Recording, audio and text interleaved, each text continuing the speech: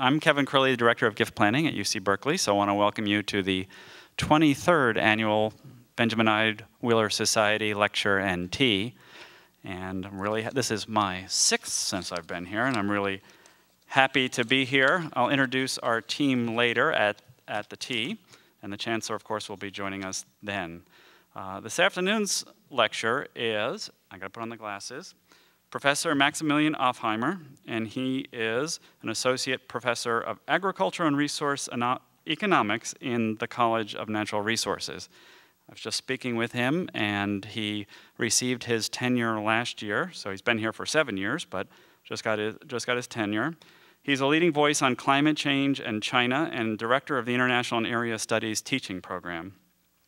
And continuing our long streak of presenting distinguished teachers to you, he was the recipient in 2009 of the coveted Distinguished Teaching Award.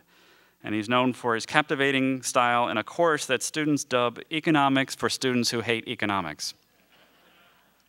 He received his PhD from our sister campus in San Diego and says his greatest professional moments have happened in Berkeley's classrooms.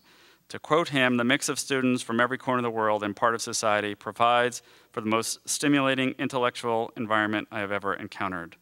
And so I'd like to present Professor Offheimer and his lecture, What is Climate Change Costing Us?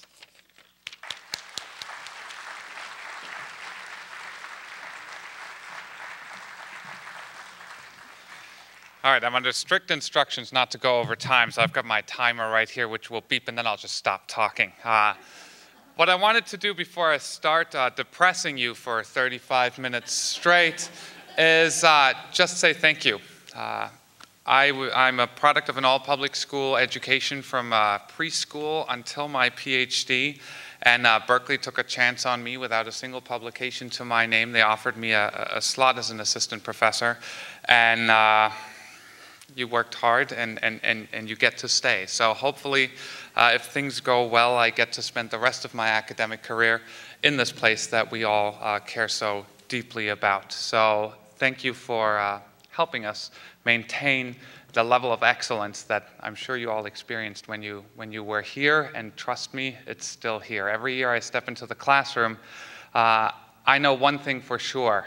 There's at least 10% of the class who are smarter than I am. And this goes for the freshmen all the way up to the graduate students. You just hope that they're nice kids and they don't show off that they're smarter than you are. So, thank you.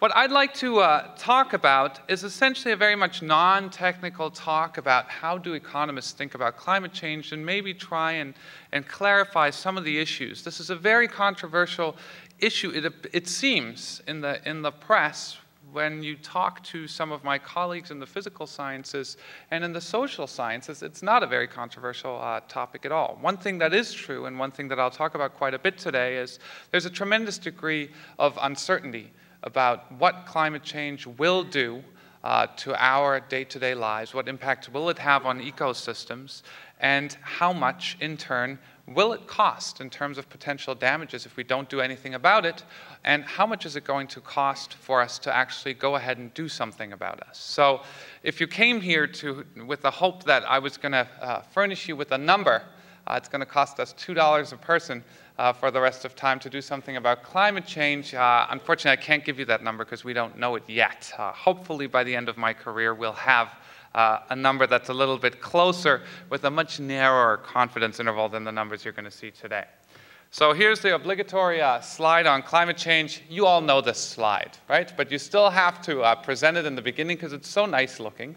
So the greenhouse effect is actually something that enables life on Earth. So if there are any physicists in the room here, I apologize. I'm an economist, so I'm going to present this in words that I understand.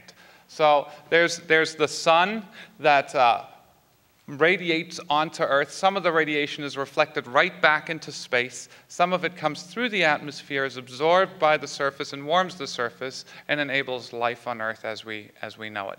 Some of that radiation is emitted back into space directly through the atmosphere. Some of it bounces back to the surface and again warms the surface of the Earth and allows us to grow the beautiful California fruit and vegetables that we all enjoy in our organic boxes that show up on our doorsteps every week, right?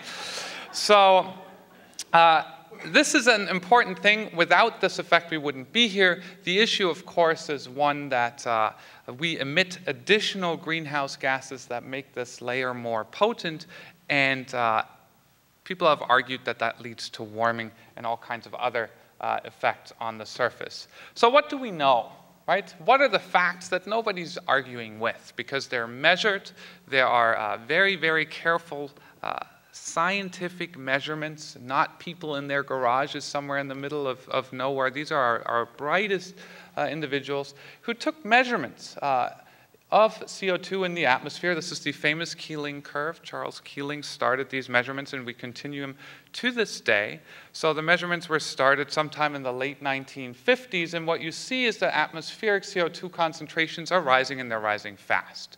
Al Gore showed you this picture in his movie An Inconvenient Truth in a much more stylish fashion, but I showed it to you up until yesterday. So there's no break here. What you see is there's a lot of variation around this trend, and that's essentially just the seasons, meaning how much carbon is being sequestered by biomass on Earth. So CO2 concentrations are rising. We're thinking from a pre-industrial revolution level, somewhere in the 270 parts per million range, to today we're close to 400 parts per million. And just keep those numbers. You don't have to memorize them, but just remember that we're at roughly 400 today. What else do we know? Unfortunately, the June figures were just released an hour before I walked in here, and I'm not good enough at computers to change slides that fast. So I give you the May figures. These are temperatures. Now, this looks like a horribly scientific graph here, which it is. Scientists think about temperatures in terms of anomalies, meaning you take some sort of long-run average and you subtract it from globally averaged surface temperatures. And if you get lots of red bars, that means it's hotter than that average. If you have blue bars, that means it's cooler than this average. So what you see is that both over land, which is the big box at the bottom, and over the ocean, we see increased warming over the past 30 to 40 years for sure, and that trend is actually, you know, there's a little bit of fluctuation in the middle there around World War II, but there's a pretty steady trend if you fit a line through that particular picture here. So it's getting warmer. You will hear quibbles about, was this May the hottest ever, or maybe the third hottest ever? You know, we could get into that, but we don't really want to because we want to talk about economics, which is what I actually know something about. But I think this is pretty obvious that there's a trend here. Now, the big question is connecting these two pictures, right? So we think that CO2 concentration in the atmospheres are rising because what we're doing in order to fuel the lifestyles that we've become accustomed to is we're combusting fossil fuels, we're changing land use patterns, and what that does is it puts carbon dioxide and methane and all kinds of other greenhouse gases up into the atmosphere.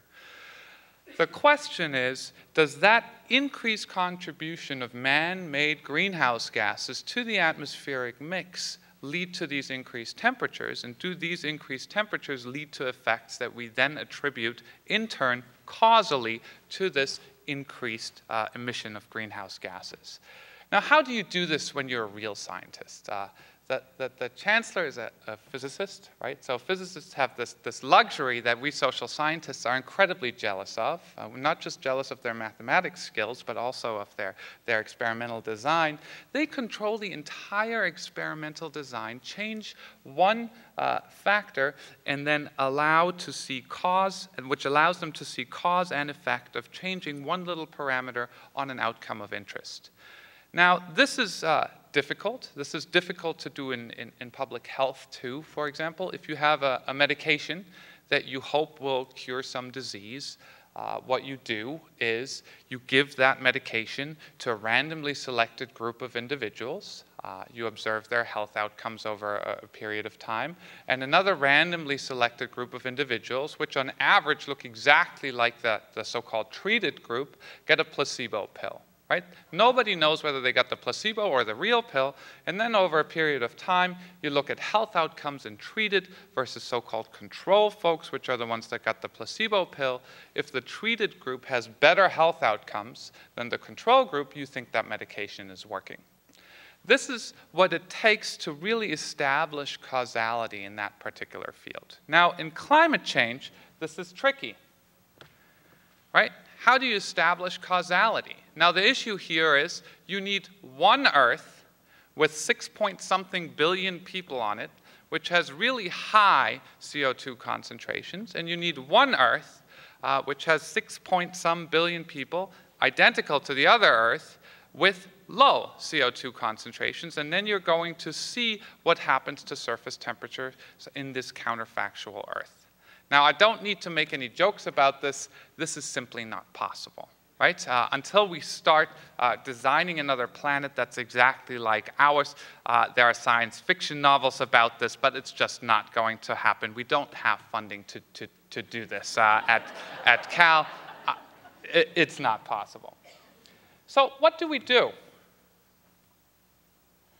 Well, there are some tricks, right? So sometimes we use so-called quasi-experiments where Earth does something which is not necessarily good, but it has some event which allows us to look at the effects if one environmental parameter changes to its impacts on, for example, surface temperatures. Now, one thing I've done spent a lot of time working on, and I will continue spending a lot of time working on, is the effects of local air pollution, the brown stuff you see hanging over LA, or for those of you who've ever flown into Mumbai, the thing you fly your plane through, on local climate.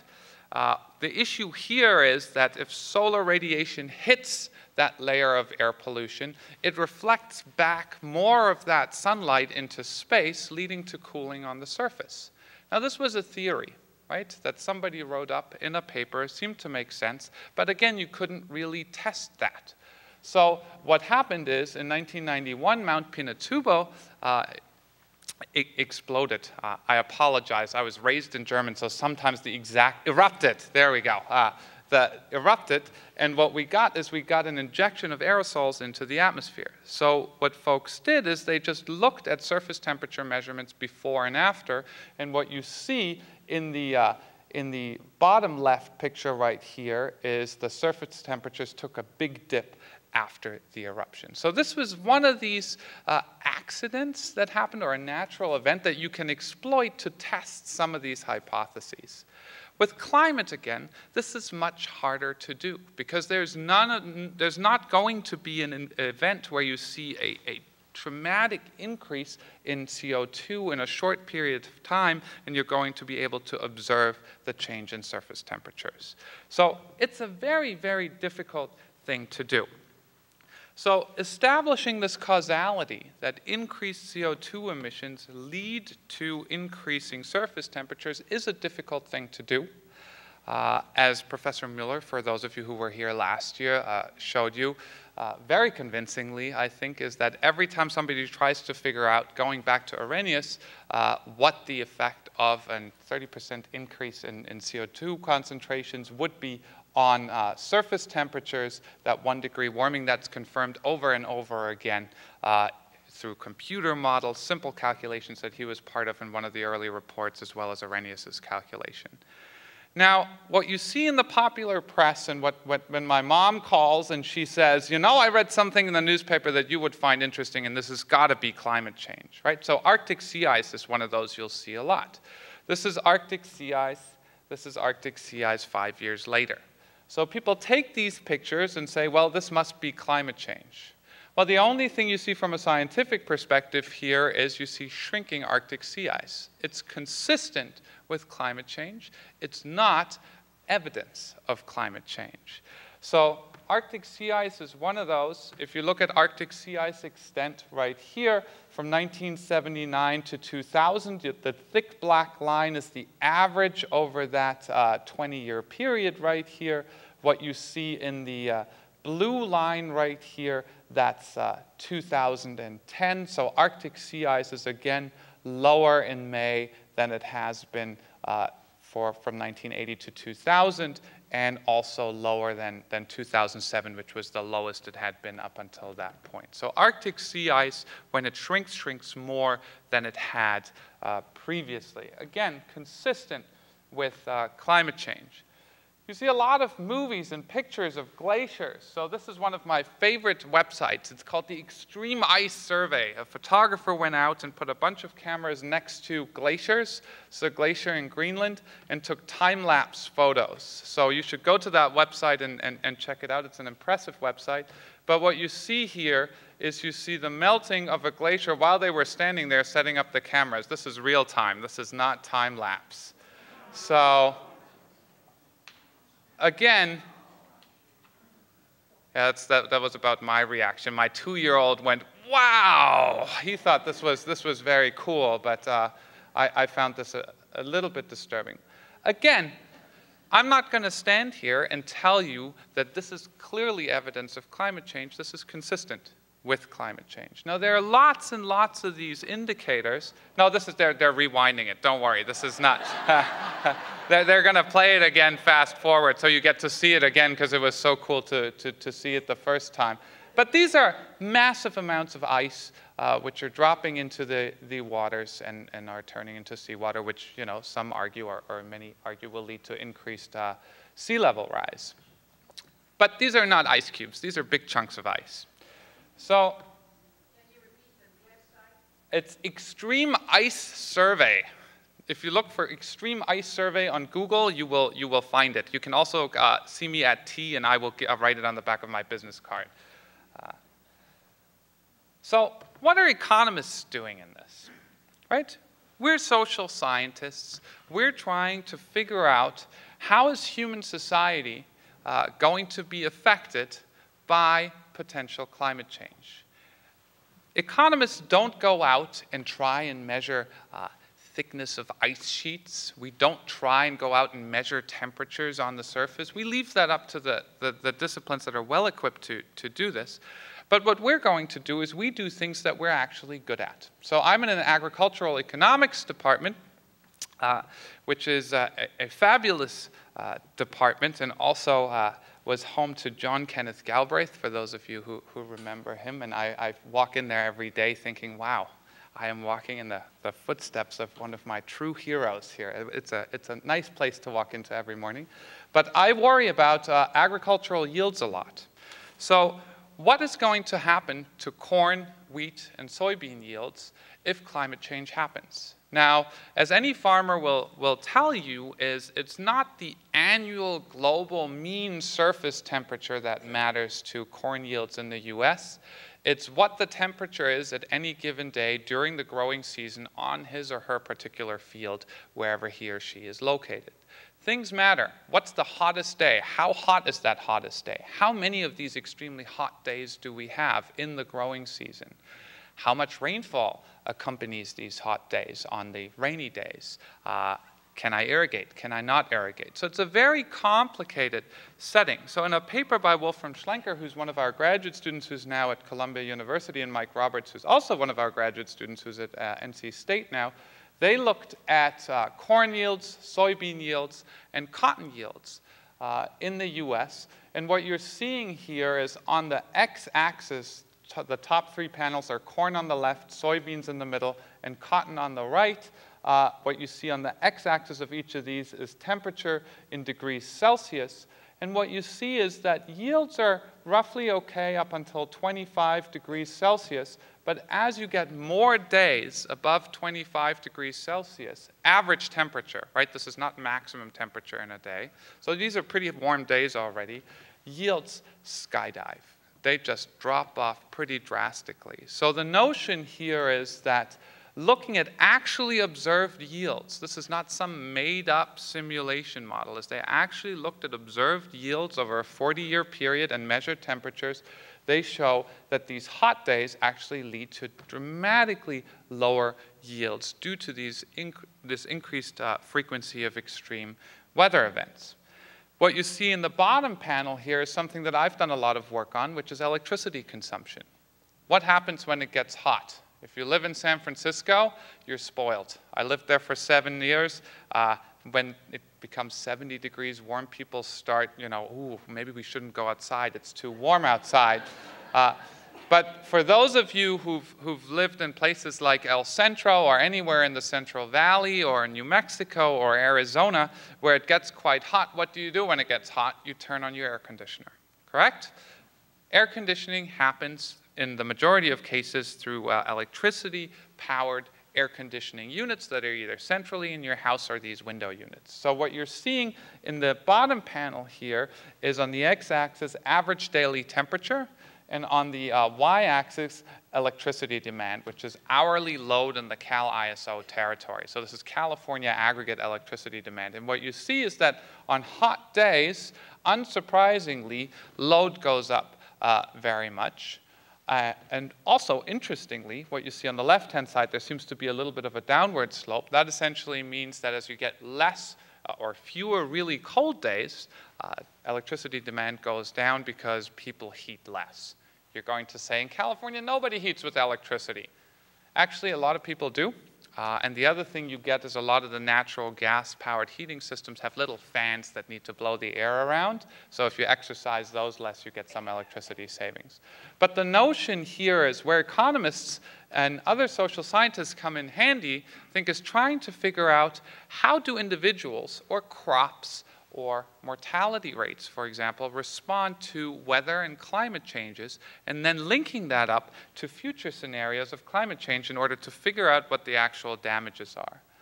In order to do that, what we do is, again, we turn to our physical science colleagues that have these global circulation models or global climate models, which are computer simulation models that simulate future climate over the next century or so under different scenarios of greenhouse gas emissions from the burning of fossil fuels, and generate scenarios of temperatures, some frequencies daily, monthly, annually for the next 100 years. So what you see here on this particular slide is you see 3 different scenarios of greenhouse gas emissions, B1, A1B, and A2, where I believe I always get these confused, unfortunately. A2 is the, is it A1 or A2 the worst case? I think A2 is the worst case scenario.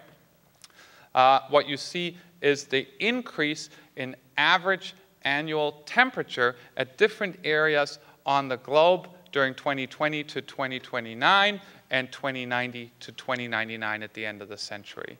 What you're seeing there is it's not going to get uniformly warmer. Most models agree that it's going to get warmer towards the poles, further away from the equator, and there's less warming at the equator. So where warming happens is going to be spatially different depending on where you are, and it also depends on when you're looking at this. So we take the output from these models as given, and connect it back to these functions, these response functions I just show you, where we basically link temperature to indicators of interest. So what does this mean? Instead of boring you to tears with pictures, I'm going to give you a picture that I made because I like it and we just got it published. So this is estimated impacts of climate change. This is residential electricity consumption in California. At the UC Energy Institute here, we have a very nice data depository that the California investor-owned utilities gave us. They gave us billing data for 4 years. It's confidential. I can't spy on your electricity consumption, and I will not call you up and tell you that your air conditioner was on too much that month.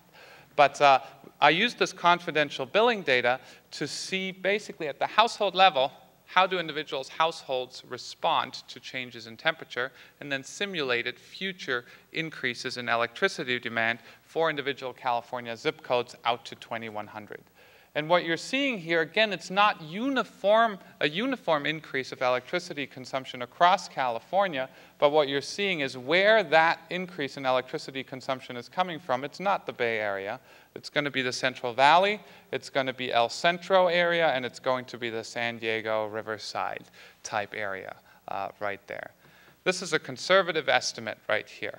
The conservative estimate says that residential electricity consumption will go up by somewhere between 40 and 50% due to this. What we haven't counted in here is, on the one hand, the fact that people who don't have air conditioners, because climate is nice, may buy those. And on the other hand, that more stringent technology standards may lead to more efficient air conditioners that will diminish electricity demand. So this is an issue we have to struggle with, and that is in a footnote that is very early in this paper. But this is an issue in studying these particular questions. Now, I said the magic word uncertainty early on.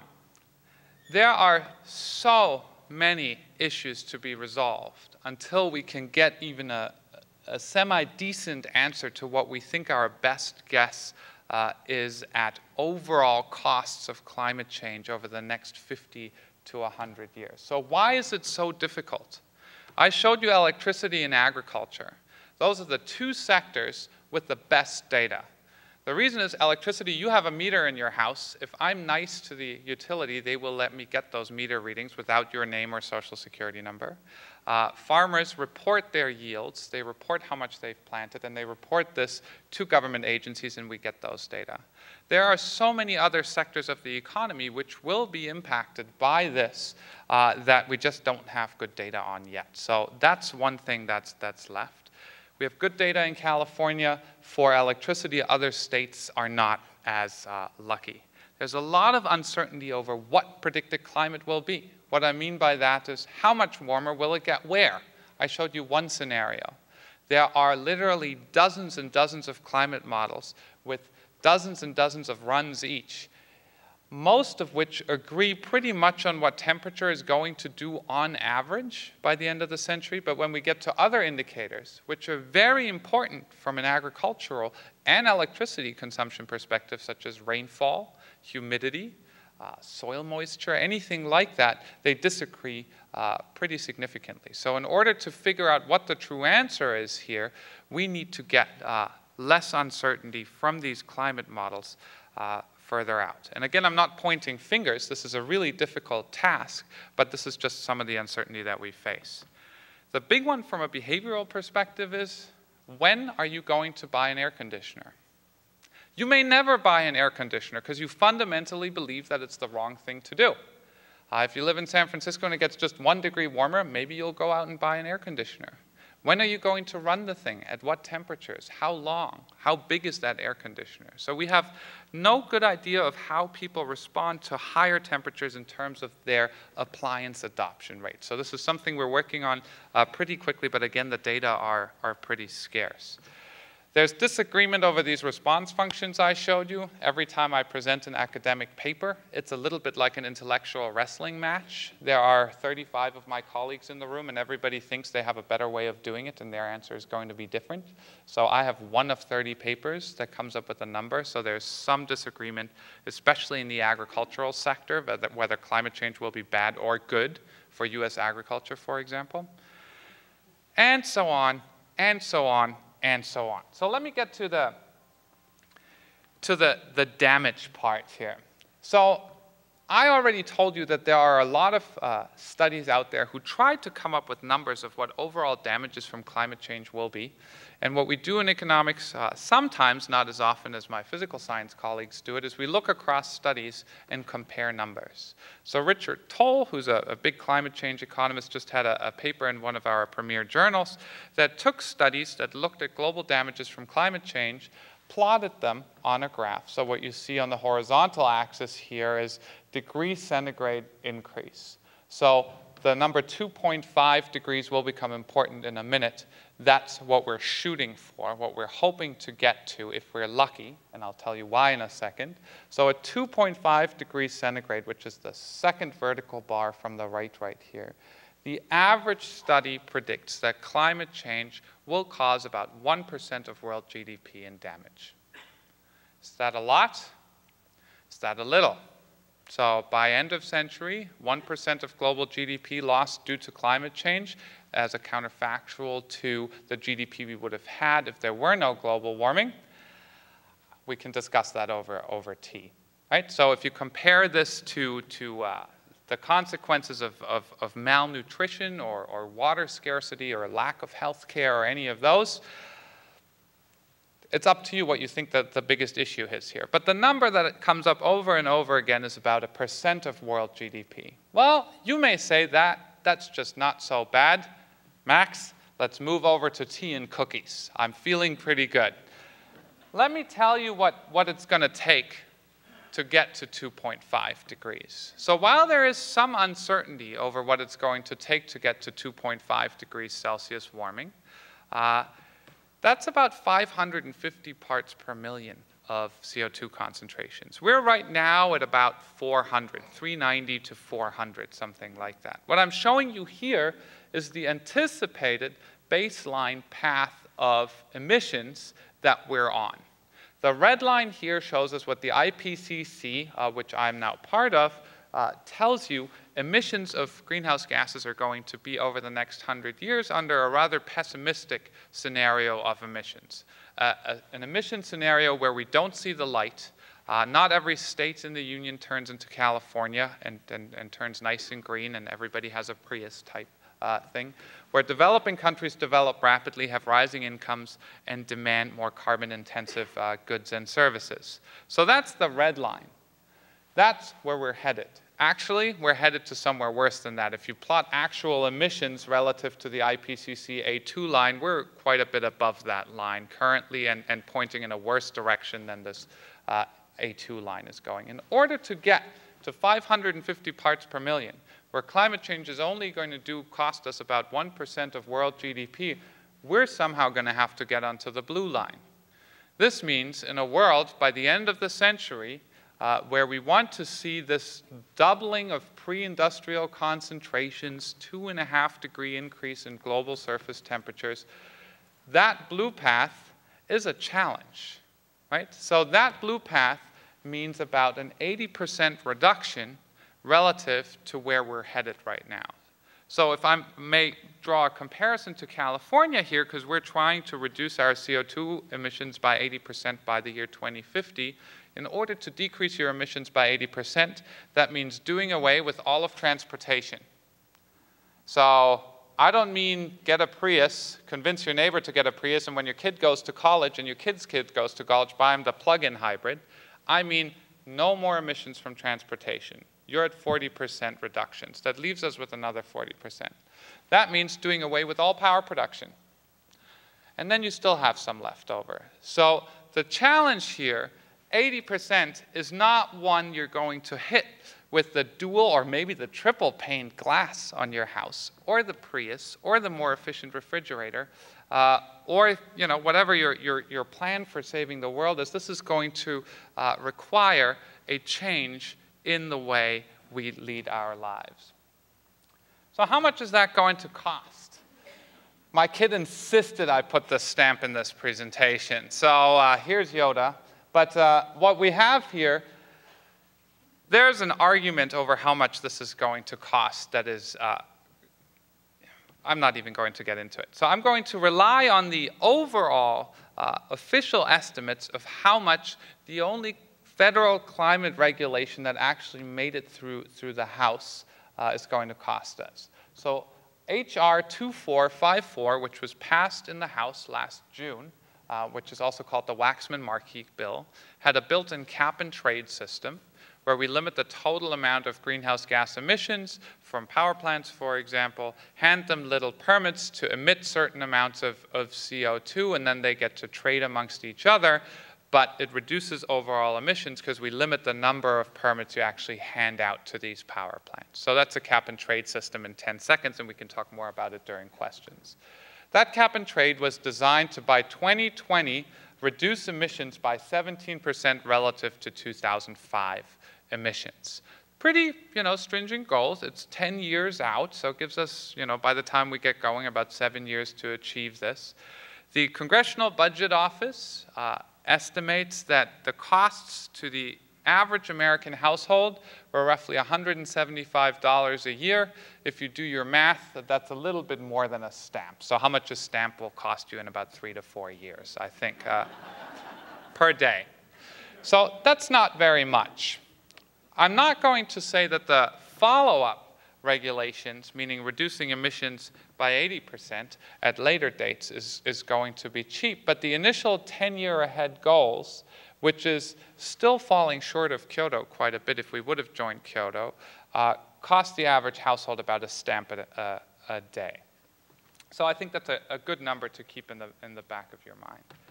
So why should the US do something when nobody else is doing anything? Well, first of all, the US didn't do anything. We signed Kyoto.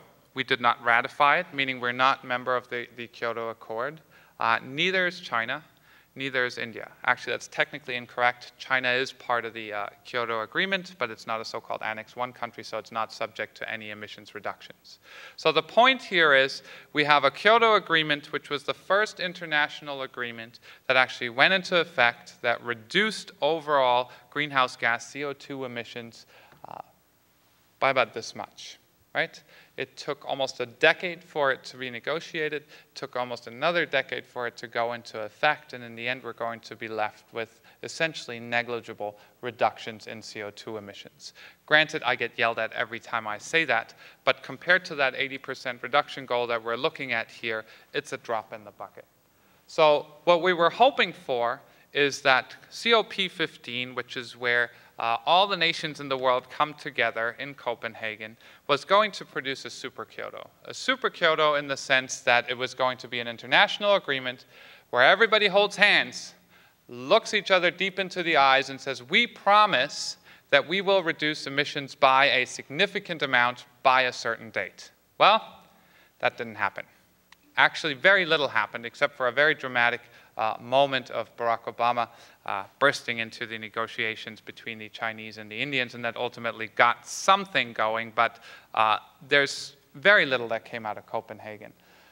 So my take on this is, and we can talk about this more in a little bit, is this notion that all countries must agree on one agreement is fundamentally flawed. If 200 countries, some of which are responsible for less than 1% or less than a fraction of 1% of CO2 emissions, can veto language in a global accord, we're never going to get anywhere. An argument that's not original, but it's something that's been made over and over again, is we should have something like, instead of the G8, the C8, the carbon 8, right? Take the top 8 CO2 emitters, have them get together, negotiate a binding agreement, and start working on that. There, you're already at 80–85% of CO2 emissions, and you don't have to negotiate with tiny countries that have veto power for a decade. So that's one notion. But what do we do? So if we're part of the C8 club, what should we do? There's an economist arguing for taxes.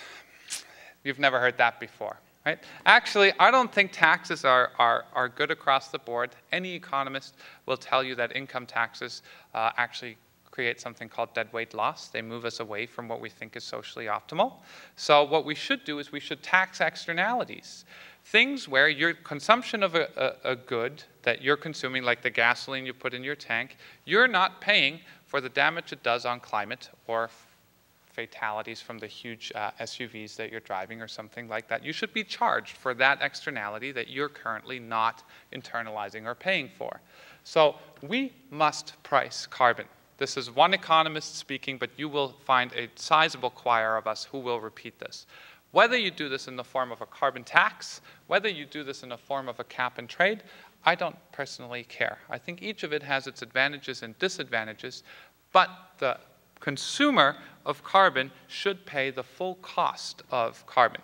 Do people do this? Yes. The European Union has a very successful, well, you could argue over very or pretty successful carbon trading scheme, which you see in the top right panel right here, where you trade carbon permits. It's a working cap and trade. We've had cap and trades in the US, the NOx trading system. We've traded sulfur dioxide. We're used to it. We know how to set it up, and it's worked pretty well.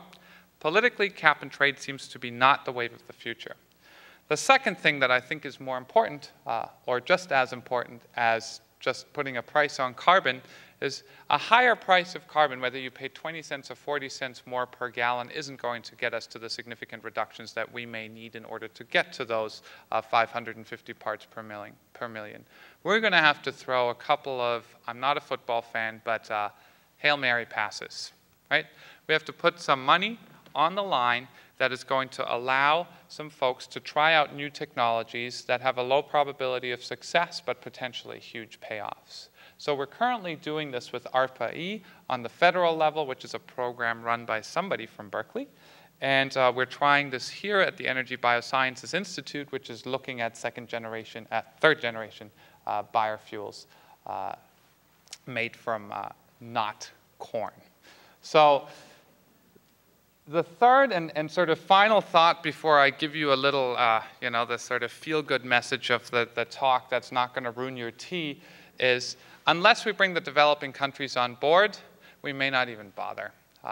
So what you see on the right side here, these are China's emissions. I had a paper about 3 years ago that showed that China was going to overtake the US as the leading emitter of carbon dioxide, to which the Chinese foreign minister then got up and said, this is much like the guy with 4 sandwiches telling the guy with 1 sandwich to go on a diet. But the point here is, yes, we're responsible for a large share of the CO2 in the atmosphere already, but going forward, the majority of additional CO2 is coming from the developing world. How we pay for this, that's up for debate. But the point here is, unless we bring China and India on board, I think an international agreement is largely pointless.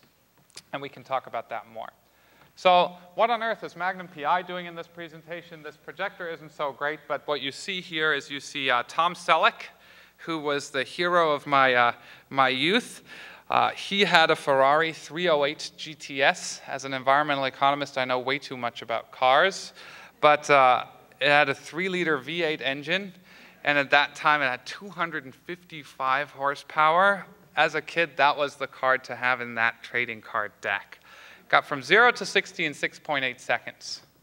What are you talking about cars for, Max? Well, the question I would like to ask you, and I'll open it up to the floor, is, unless you've heard me talk about this before, or heard Chris Knittel, who came up with this fact, say this before, what car today gets that acceleration? Prius? The Tesla is actually faster. So we have funneled our engineering talent, genius, and passion into power of cars. We've managed to move a huge chunk of steel, an SUV, which is the family-friendly vehicle today, to move at the pace of a Ferrari. So the point I'm trying to make with that is, if we took that motivation and actually put it into fuel economy or energy efficiency or carbon technologies, I think we could get a ways. So before I leave you, I'm going to take another slide that I stole from Al Gore this time. So the previous one was stolen from Chris Knittel. This is stolen from Al Gore.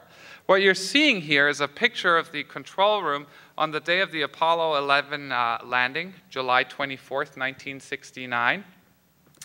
So David Reed, who was one of the engineers in the room, took a picture and walked around the room and had everybody in the room sign that picture. The average age of the person in that room was 28 years. John F. Kennedy called for the moon race on May 25th, 1961, which was 8 years before that. That means the average age of the person in that room when they heard that call was 20. Those are our sophomores. So the point I'm trying to make here is investing in education and trying to put the right sort of carrots in front of the engineering and economic and physics talent at Cal and anywhere else is bound to have huge payoffs. By the way, the average age today at the last space shuttle landing was 47. So that's it for me. Go Bears. If you have any questions, you get to ask questions now, I think. I brought the wrong computer, so they're going to switch out the computer for a movie they want to show you in a second. But I'm happy to take any questions. And if I've said anything that offended you or you disagree with, please bring it up. I love nothing better than a good argument. Please.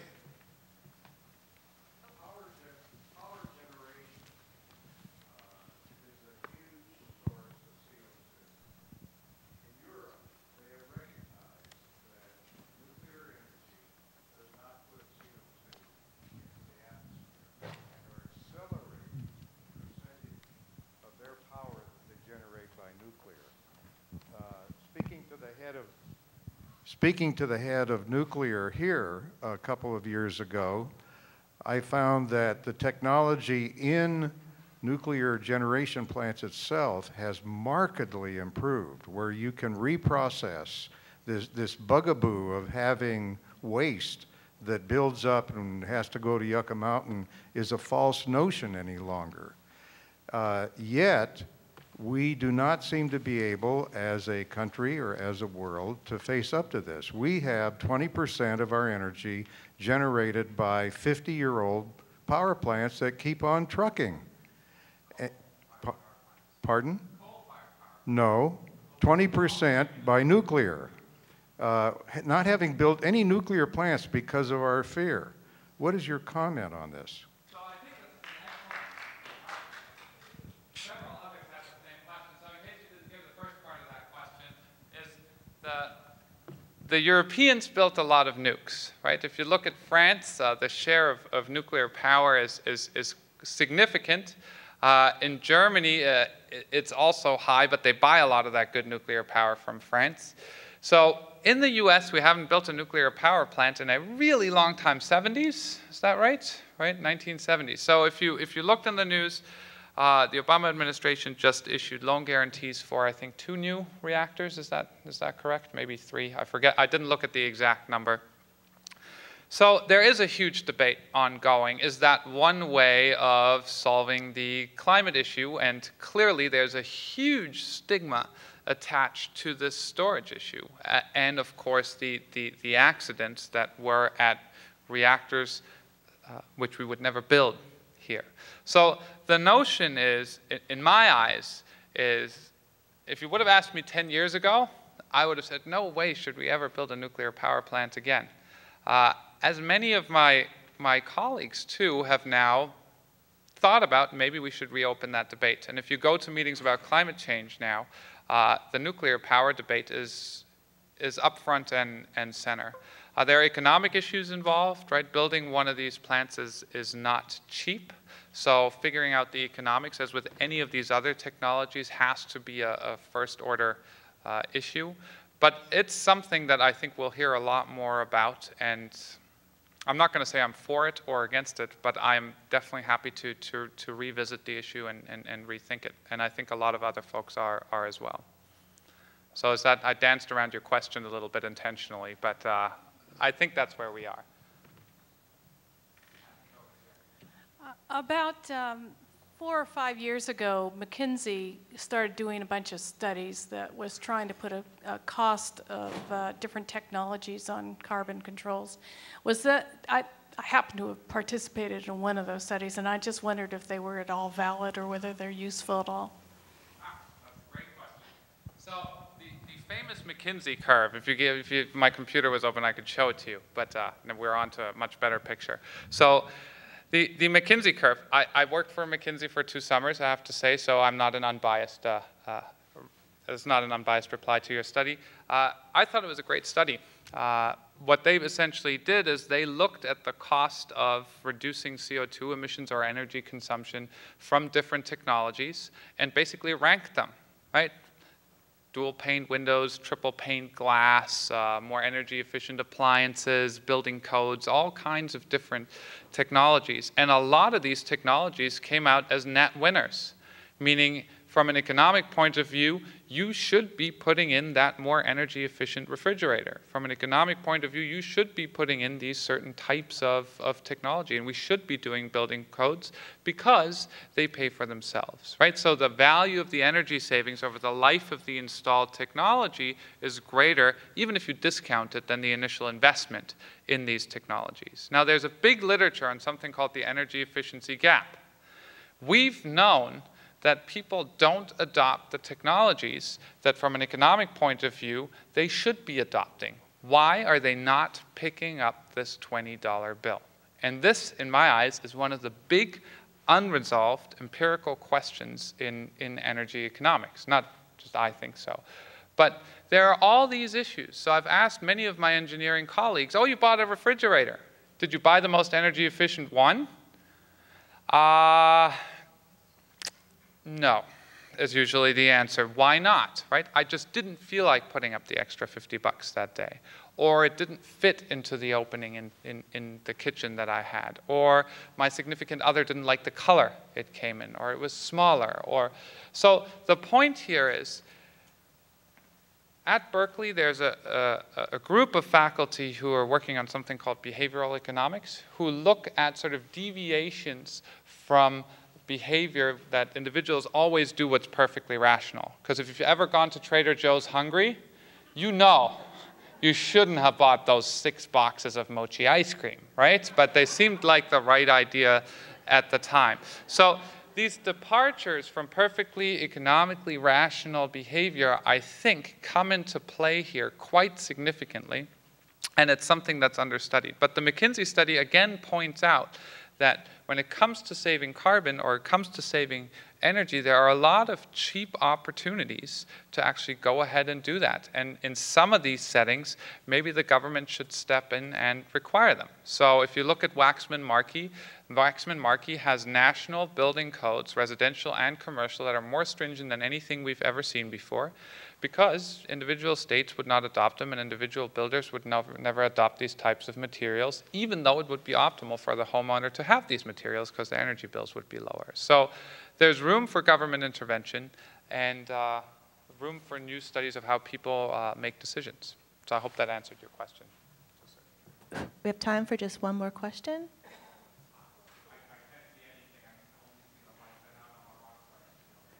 But he will be at the tea, so.